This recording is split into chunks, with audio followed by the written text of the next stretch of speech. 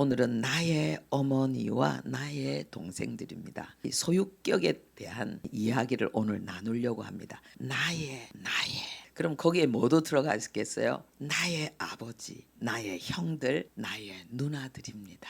이 말씀도 들어가 있습니다. 예수님이 이 말씀을 하신 거에는요, 예수님은 나의라는 이 소유 속에는 우리를 하나님의 거룩한 하나님의 백성으로, 그리고 예수 그리스도 안에서 일치된 하나님의 상속, 하나님의 존귀와 영광, 하나님의 의로 우리를 높이시지만 어머니라고 말씀하신 건 좀 이상하지 않습니까? 동생들은 괜찮은데 어머니, 이건 뭐겠습니까? 예수님이 결코 이 세상의 질서, 이 세상의 문화를 무시하지 않고 그 위에 군림하면서 구원자의 길을 걸어가지 않으셨다는 것입니다. 우리가 예수 믿는 사람들이 간혹 영적인 오만함을 가지고 세상을 보는 경우가 있습니다.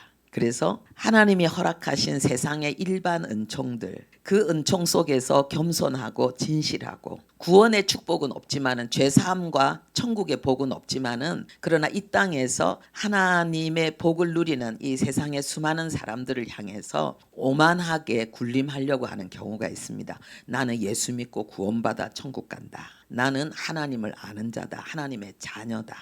아주 못난 모습입니다. 못난 모습이에요. 하나님이신 예수님조차도 이 땅에 오셔서 우리의 원형인 그 구원자의 길을 앞서 걸어가시면서 우리의 모형이잖아요. 보여주신 그 모습은 하나님 앞에 겸손하고 진실할 뿐만 아니라 세상의 질서와 권위에 대해서도 진실하고 겸손하셨습니다. 우리에게 이런 태도가 있기를 바랍니다. 제가 지난주에 하나님으로부터 받은 큰 위로가 있었습니다. 어느 부인의 우리 울산에 있는 어느 다른 교회 집사님의 고백이었는데 자기 아들에 대한 고백이에요.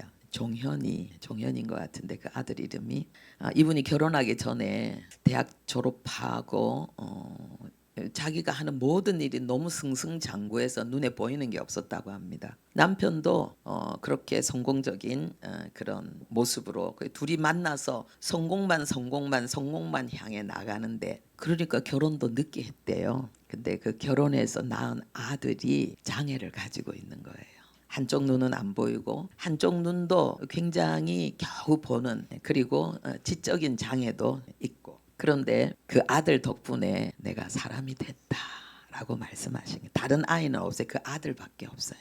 그 아들의 연약함을 품으니까 그 자식의 연약함이 내 연약함이 되잖아요. 그때서야 다른 사람들의 연약함이 보이더랍니다. 그때서야 다른 사람들의 아픔이 보이더랍니다. 그때서야. 그리고 남편하고 자식하고 자신하고 부족함이 없이 사는데 세월이 가니까 그게 그거잖아요. 아무리 맛있는 거 먹어봤자, 좋은 옷 입어봤자, 돈 가지고 뭐 해봤자 거기서 거기에요. 웃을 일이 없는데 아들 때문에 웃는다는 거예요.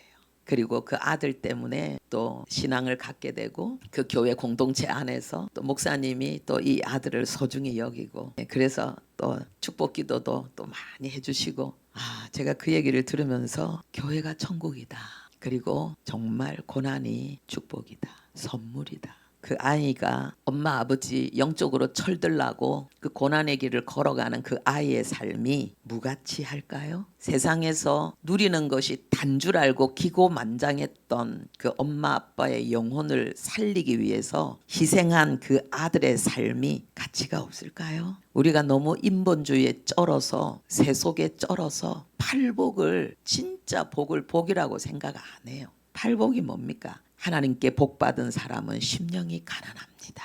하나님께 복받은 사람은 애통합니다. 하나님께 복받은 사람은 의에 줄이고 목마릅니다. 하나님께 복받은 사람은 마음이 깨끗합니다. 그래서 하나님을 보고 하나님의 뜻 앞에서 겸손히 인내하고, 그게 진짜 복이에요. 여러분들에게 팔복이 얼마나 여러분들의 영혼에 가득합니까? 아직도 기복을 쫓아서 팔복에는 관심도 없는 분 여기 안 계시죠? 기복과 팔복이 우리 안에 무엇을 만들어내느냐? 원망 불평은 기복이 만들어내는 거예요. 두려움 때문에 원망하고 불평하는 거예요. 두려움이 없다면 원망 불평 안 해요. 아무리 힘들어도 먹고 사는 거 문제 없다면 우리가 그렇게 아둥바둥할 필요가 있을까요? 두려움에서 다 원망 불평이 나와요.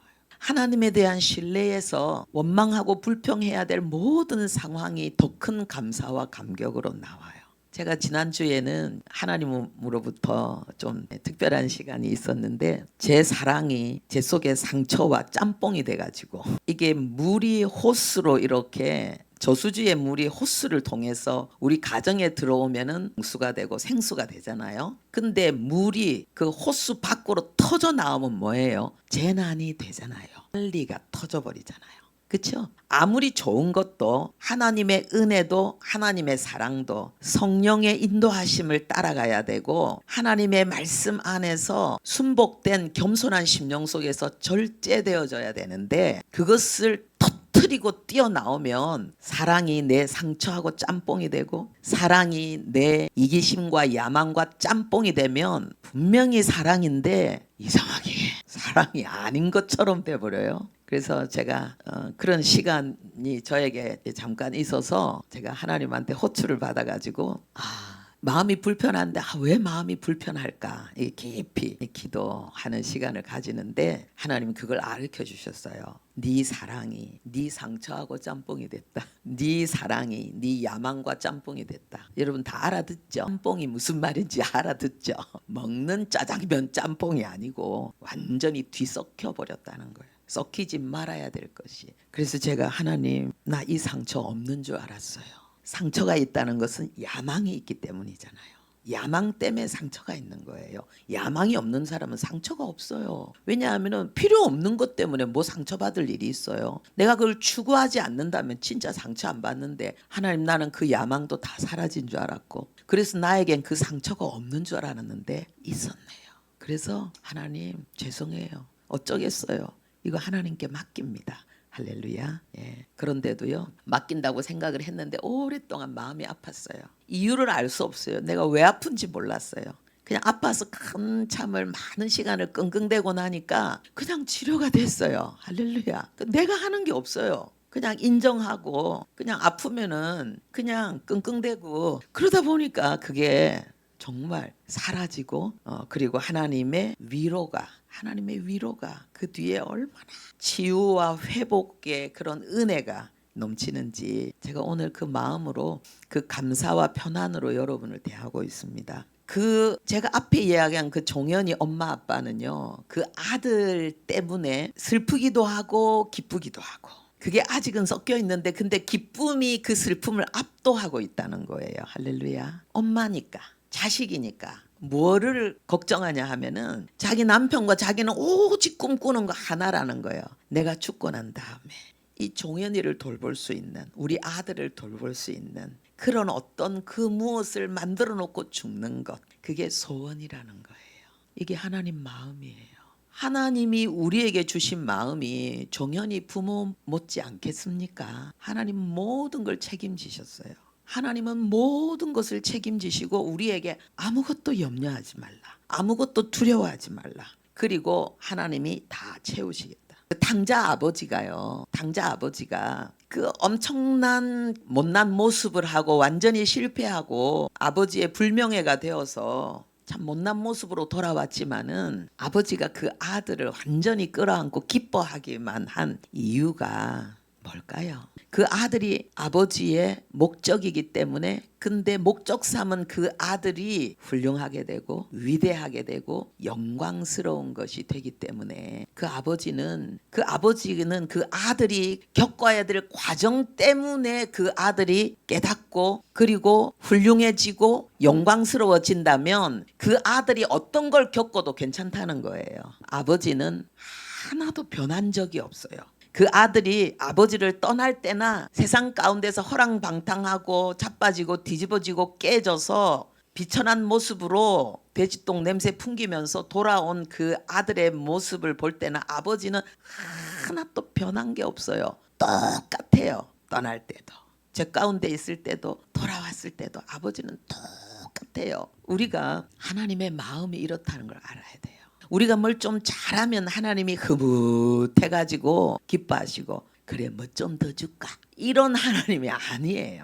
내가 뭘 못하면 안 되면 하나님이 그냥 보러통해가지고 하나님이 어디 꿀밤을 줄까? 매를 몇 대를 더 때려야 될까? 하나님이 이렇게 생각하는 분이 아니에요. 의인에게는 어떤 재앙도 없다 그랬어요. 그건 뭡니까? 저주가 없다는 거예요.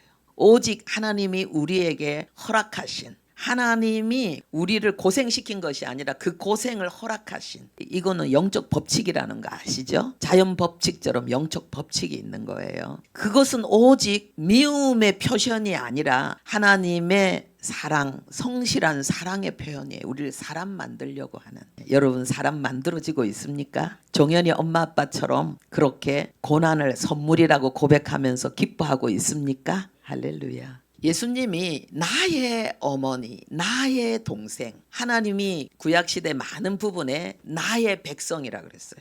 예수님이 이 땅에 자기 소유된 백성에게 오셨는데 그들이 그를 만드신 또는 그를 구원하신 하나님을 인정하지 않고 받아들이지 않았다. 성경은 이걸 이야기하고 있습니다. 소유권을 이야기하는 거예요. 소유권. 소유권은 굉장히 중요한 거예요. 우리의 땀과 눈물과 정성과 우리의 모든 노력에 대해서 하나님은 외면치 않습니다. 하나님은 절대로 우리의 신앙을 헛되게 하지 않습니다. 이사야 53장 10절 말씀 우리 함께 보도록 하겠습니다. 읽겠습니다. 여호와께서 그에게 상함을 받게 하시기를 원하사 질고를 당하게 하셨은즉 그의 영혼을 속건제물로 드리기에 이르면 그가 그 씨를 보게 되며 그의 날은 길 것이요 또 그의 손으로 여호와께서 기뻐하시는 뜻을 성취하리로다. 아멘. 예수님의 십자가 사건을 속건제물을 드리신 것이다. 이렇게 표현하고 있습니다. 예수님은 속죄의 제물도 되시고 화목제물도 되시고 속건제물도 되십니다. 속죄제는요 율법을 범한 거에 대한 모든 죄사함을 위해서 드리는 제사고요. 화목제는 하나님 앞에 감사와 기쁨으로 드리는 제사고요. 그리고 속건제는 하나님이 거룩하게 구별하신 성물, 성전 안에서 사용하는 성물들, 그리고 하나님의 백성인 이웃들에게 범한 죄를 속죄하기 위해서 드리는 제사를 속건제라고 합니다. 여기 이상하지 않습니까? 하나님의 성물, 거룩하게 구별한 성물에 대한 걸 속건제라고 하는데 동일하게 이웃에게 범한 죄를 속건제라고 합니다. 그건 그렇다면 뭐예요? 이웃들, 믿음의 지체들에게 하나님이 성물이다. 거룩하게 나의 백성으로 구별했다라고 말씀하시는 거고, 그것은 뭐냐 하면은 성물을 대할 때에 법이 있어요. 이렇게 대해야 된다는 법이 있어요. 먹는 것도 화목제를 드릴 때도 당일날 먹어야 되는 게 있고, 그리고 3일 되기 전에 다 먹어야 되는 게 있다. 이런 말도 있어요. 그러니까 3일이 끝나기 전에. 그러면은 성물을 대하는 하나님 앞에서의 예법이 있는 것처럼 성도를 대하는 하나님 앞에서의 예법이 있다는 거예요. 그래서 성물을 위반한 죄나 성도를 대하는 그 예법을 위반한 죄나 똑같이 속건 제사를 드려야 된다 이 말이에요. 그래서 성경에 우리를 뭐라 그랬습니까? 신약 성도를 우리가 하나님의 성전이다 이랬거든요. 다른 말로 하면 우리는 하나님의 성물이다. 그럼 뭐예요? 우리의 시간, 재능, 하나님이 우리에게 주신 모든 은사, 우리에게 주신 모든 사건, 상황, 이 모든 것에 대해서 하나님은 성물이다. 이렇게 말씀하고 있는 거예요. 그래서 우리 모두가 다 하나님 앞에 창세기 3장의 범죄는 하나님의 율법을 범했을 뿐만 아니라 나를 하나님의 뜻대로 바르게 다루지 못한, 사용하지 못한 하나님의 지혜를, 그리고 하나님이 주신 권위를 바르게 사용하지 못한 하나님의 성물을 사용하지 못한 죄에 대한 오용하고 남용하고 잘못 사용한 거에 대한 죄였다는 거예요. 그렇죠? 예수님은 그 대가를 지불하시는데요. 예를 들어서 우리가 다른 사람의 소나 양을 훔치면 속건제에 속합니다. 그 사람의 소유는 그 사람과 동일한 거기 때문에. 그래서 소를 훔치면 몇 배로 갚아야 돼요? 5배. 양을 훔치면 몇 배로 갚아야 돼요? 4배. 그건 뭐예요? 그냥 하나 훔쳤으니까 하나 주는 정도가 아니고 이게 하나님 앞에 범죄한 거기 때문에 일반적으로 우리가 생각하는 것보다 다이다이 뭐 이런 게 아니라는 거예요. 배상의 의미가 있는 거예요. 그래서 속건제에는 위법이라는 의미와 함께 배상이라는 의미가 있는 거예요. 그러니까 하나님의 법을 어긴 거에 대해서 4배로 5배로 하나님께 배상해야 되는 거예요. 그리고 사람에게도 이웃에게도 배상해야 되는 거예요. 이게 뭡니까? 십자가. 하나님은 원망 불평이 없습니다. 왜요? 왕이 누구를 원망합니까? 우리가 성령 충만하여서 하나님의 자녀인 이 세상의 왕의 길을 걸어갈 때에 원망 불평이 없습니다. 내가 분봉왕이다. 왕은 불평하는 자가 아닙니다. 왕은 책임지는 자입니다. 왕은 결정하는 자입니다. 어떤 상황에 대해서도 내 허락 없이 된 게 없는 거예요. 그러니까 하나님이 왜 십자가를 지셨느냐? 왜 우리의 죄값을 우리의 속죄하는 그 속건 제물이 왜 하나님 자신이 속건 제물이 되셨느냐? 왕이니까. 우리의 잘못에 대해서 하나님이 책임지는 거예요. 몇 배로? 5배로. 여러분 왕으로 사시기 바랍니다. 원망 불평하면 해결이 안 돼요. 내가 책임지고 하나님 앞에 내 죄 때문입니다. 그냥 그렇게 해야 된다라고 말하는 것이 아니라 깨달아지는 거예요. 그분처럼 내가 인간이 안 되니까 하나님이 이 방법으로라도 하나님이 나를 사람 만들었구나. 그게 책임지는 거예요. 감사하는 거예요.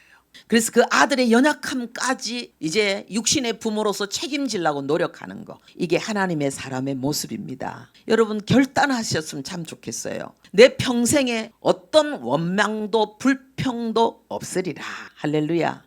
저는 이 은혜를 충만히 받았습니다. 제가 생각해도 이상해요. 너무 불평이 없고 너무 원망이 없어요. 어느 정도냐 하면은 우리 제 방에 컴퓨터는 있는데 프린트기가 들어온 지가 얼마 안 돼요. 작년에 들어왔나요? 재작년에 들어왔나요? 모르겠어요. 그러면은 지금까지 프린트기는 어디 썼느냐? 저쪽 사무실에 있었어요. 그러면 저는 엔터 누르고 쫓아가야 돼요. 왜냐하면 프린트기 앞에 종이 나오는데 그 종이 받는 그게 안 나와 있으면 프린트한 게 전부 바닥에 떨어져요. 그러면은 먼지 막 흙 이게 묻어서 그걸 털털털 털어야 돼요. 그런데 가서 확인하고 빼놓고 와가지고 엔터 누르기가 그렇잖아요. 그러니까 엔터 누르고는 쫓아가요. 그리고 떨어지면은 후 불어가지고 들고 그걸 수년 동안 한 거예요. 자료 하나 준비하려고 그러면은 얼마나 왔다 갔다 하나님 저 운동시킨 것 같아요. 근데 그게 너무 재밌는 거 있죠. 여이짝하는 게 너무 재밌는 거예요. 제가 어린애라서 그런가. 하여튼 간에 그게 너무 재밌었어요. 제가 그걸 너무 즐겼거든요. 근데 어느 날 이제 사무실에 프린터기를 새 거를 사면서 전에 쓰던 그거를 아직 쓸 수 있으냐 그걸 제 방에 갖다 놓은 거예요. 제 방에 갖다 놓고 이제 이렇게 쭉 뺀 거 이제 딱 누르면 그냥 슉슉 너무 좋은 거예요. 와 너무 좋다 할렐루야. 그런데 그게 고장이 났나? 그래가지고 그쵸? 이제 그러면 제 방에 이제 새로 프린트기를 사야 되냐 말아야 되냐 막 이런 이야기가 생기잖아요. 내가요 화가 날라는 거 있죠. 그때서야 화가 날라는 거예요. 왜냐하면은 지금이 너무 좋은데 이제 또 뛰어다닐 거 생각하니까 그때는 그게 싫은 거예요. 그래서 제가 사줬어요. 하여튼 우리 재정국에서 얘기해서 사줬는데 그래요? 하여튼 간에 그래 너무 감사하게. 그런데 그래서 제가 참 근데 이게 모든 삶의 영역에서 사실 그렇더라고요. 그래서 원망 불평이 없는 삶이 성령 충만의 삶이고 이게 왕의 삶이구나. 그거를 누리는데 근데 보면은 내가 누린 것에 기준해가지고 원망 불평이 나오는 거예요. 내가 누린 것에 기준해서. 그러니까 내가 그걸 못 누릴 때는 그냥 그게 뛰어다니면서 운동이 되고 즐거움이 되고 여인 떨어졌을까 아니면 그대로 잘 됐을까 막 이런 미지의 세계를 탐구하는 어떤 그런 즐거움처럼 기쁜데 내가 즐거운 거를 편안한 거를 누리고 나니까 무조건 싫어. 이제는 그 누림을 계속하고 싶은 거예요. 우리가 생각해 봐야 되겠죠. 하나님이 우리에게 왜 고난을 주시는가? 윤택함이 편안함이 고상함이 우수함이 다 복이 아니에요. 그게 내 영혼의 저주처럼 악용될 때가 있어요. 사단이 사용하면. 근데 고난은 무조건 좋더라고요. 고난은 무조건 좋은 것밖에 없더라고요. 성경 보겠습니다. 히브리서 5장 8절. 히브리서 5장 8절이 뭐냐 하면은 그리스도께서 고난으로 순종함을 배워서 온전케 되셨은즉 이 말씀이에요. 예수님도 이 땅에서 그 하나님의 자녀의 길을 걸어가실 때에 순종함으로 고난을 통해서 순종함을 배워서 온전하게 되셨다 그랬어요. 할렐루야. 바로 그거예요. 하나님이 우리에게 고난을 주시는 이유가 뭐냐? 그 고난에 순종함으로 온전해지니까. 그러면 온전해지면 어떻게 된다고요? 히브리서 12장 11절 말씀. 함께 보겠습니다. 이 온전함이 뭔지 읽겠습니다. 무릇 징계가 당시에는 즐거워 보이지 않고 슬퍼 보이나 후에 그로 말미암아 연단받은 자들은 의와 평강의 열매를 맺느니라. 아멘. 이 완전하다는 것은 의와 평강을 누리는 거예요.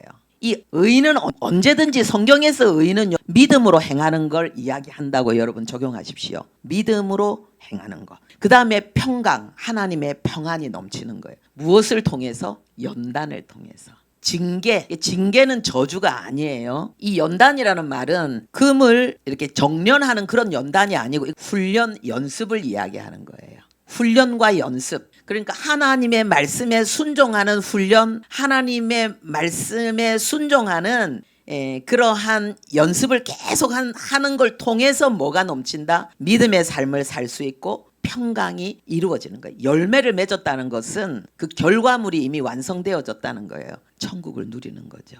여러분 이 은혜를 지금 누리고 계시죠? 네, 헛되지 않다는 거예요. 그래서 이 땅에서도 하나님이 의와 평강의 열매를 누리게 할 뿐 아니라 천국에서도 이 고난을 통해서 하나님 주시는 게 있어요. 계시록 20장 12절 함께 보겠습니다. 읽겠습니다. 또 내가 보니 죽은 자들이 큰 자나 작은 자나 그 보좌 앞에 서 있는데 책들이 펴 있고 또 다른 책이 펴졌으니 곧 생명책이라. 죽은 자들이 자기 행위를 따라 책들에 기록된 대로 심판을 받으니. 천국에는 보좌 앞에 두 종류의 책이 있다. 책들이 많이 복수로 책들이 많은 책들이 있고 그 다음에 또 다른 책이 있어요. 이건 단서로 되어 있는데 이 책이 뭐냐? 생명책이에요. 그러니까 생명책은 단서로 하나로 되어 있는데 그 다음에 다른 책들은 많은 걸, 이게 많은 책들인데 이걸 뭐라고 이야기하냐? 기념책이라고 이야기해요. 그래서 여러분들이 천국 가면은 책과 기념책이 여러분 앞에 나와 있어요. 기념책은 왜 있는 거예요? 상 주려고 있는 거예요. 여러분, 난 상 안 받아도 돼요. 근데 왜 이 땅에서는 돈 많이 벌고 싶어 하세요? 근데 왜 이 땅에서는 사람들에게 인정받고 칭찬받고 싶어 하세요? 이 땅에 천국의 문화 속에서 하나님이 우리에게 주고 싶어서 예비한 것은 할렐루야 받는 것이 겸손이지 나 필요 없어요. 그거는 정말 오만함이, 거만이 충만이 넘친 거죠. 그런 게 어디 있어요. 근데 천국의 상은 안 받고 싶은데 왜 이 땅에서는 그렇게 상 받고 싶어 해요? 완전 모순이잖아요. 우리가 지금 큐티 하고 있는데 예레미야에게 와서 그 남은 자들이 이야기하잖아요.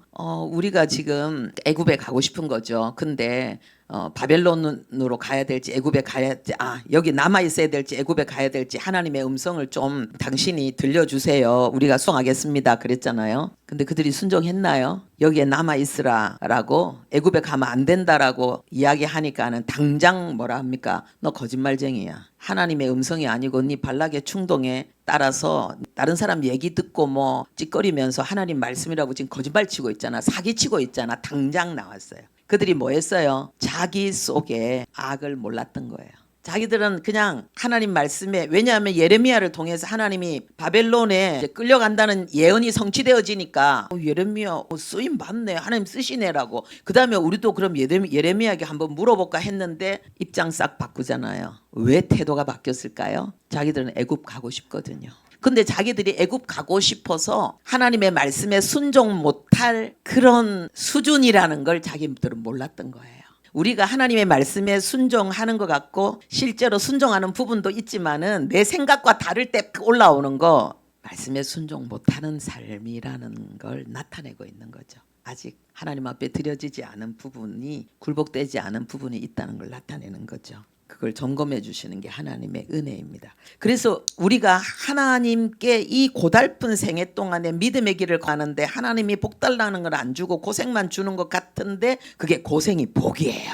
여러분이 원하는 그 복 줬으면 여기 앉아 있을 사람 없을 수도 있고 이미 이 세상을 떠난 사람이 있을 수도 있어요.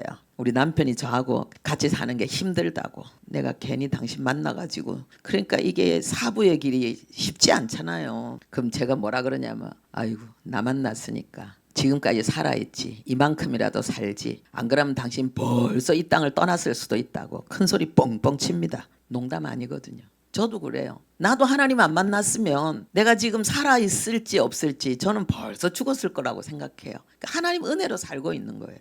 하나님이 근데 이 기념책에는 어떤 게 기록되어져 있을까요? 믿음으로 행한 것, 사랑으로 행한 것.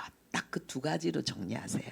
그런데 내가 이 믿음의 길을 걸어간다는 게, 사랑으로 걸어간다는 게 쉬운 게 아니잖아요. 사단이 주는 온갖 두려움과 그리고 온갖 그 흔드는 그 충동의 역사들을 짓밟아야 되고, 내 속에 일어나는 원망과 불평과 미움들을 삼키는, 그리고 하나님의 말씀을 붙들고 한 걸음을 걸어내는 그게 얼마나 힘든지 몰라요.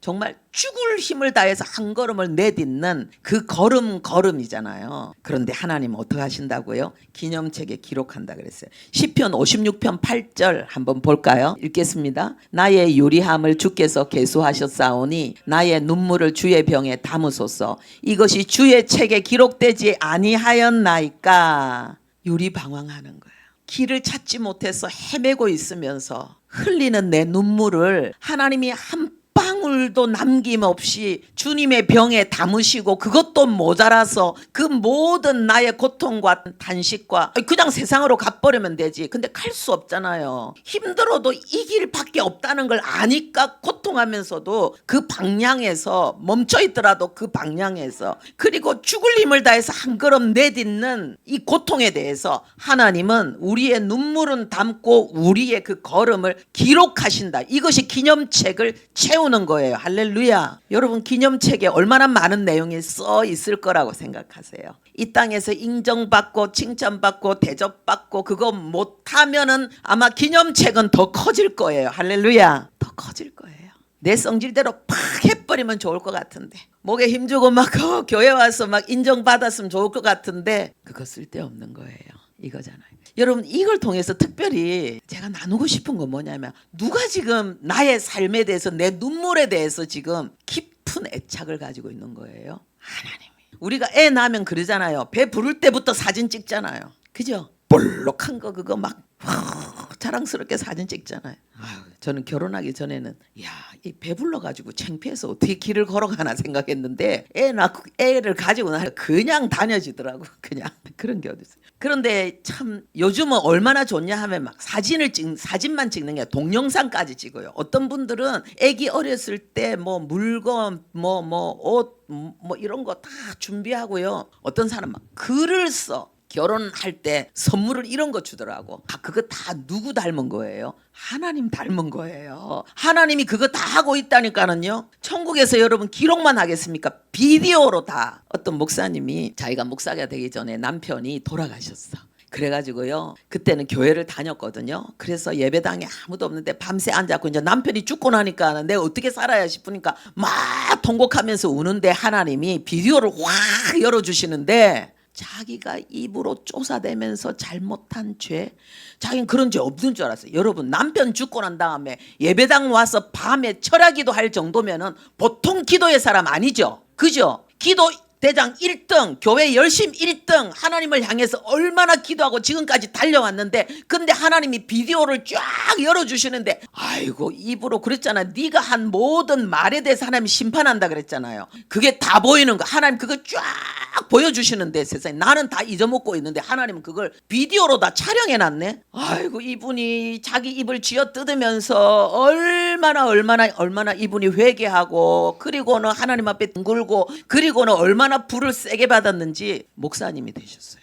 하나님은 우리 평생 비디오를 다 찍어놓고 있습니다. 지금 엄청 걱정되시는 얼굴을 하고 계신 분들, 하나님이 너희가 너희 죄를 자백하면 저는 미쁘시고 의로우사 너희 모든 죄를 사하시며 불의에서 깨끗게 하신다 그랬어요. 깨끗게 하시면 하나님 마음속에서까지 다 지워지면 비디오에도 지워지는 줄로 믿습니다. 근데 어떤 거는 고백 못하는 죄도 있지 않습니까? 간단한 비결을 알려드릴게요. 하나님, 나는 죄덩어리입니다. 지금까지 나는 하나님 앞에 했다고 한 게 죄밖에 없습니다. 내가 혹시 괜찮게 한 그 모습은 전부 성령의 감동이고 하나님의 은혜인데, 나는 그것도 내가 잘한 줄 알고 내가 의됐습니다. 하나님, 나는 죄인입니다. 나를 떠나소서.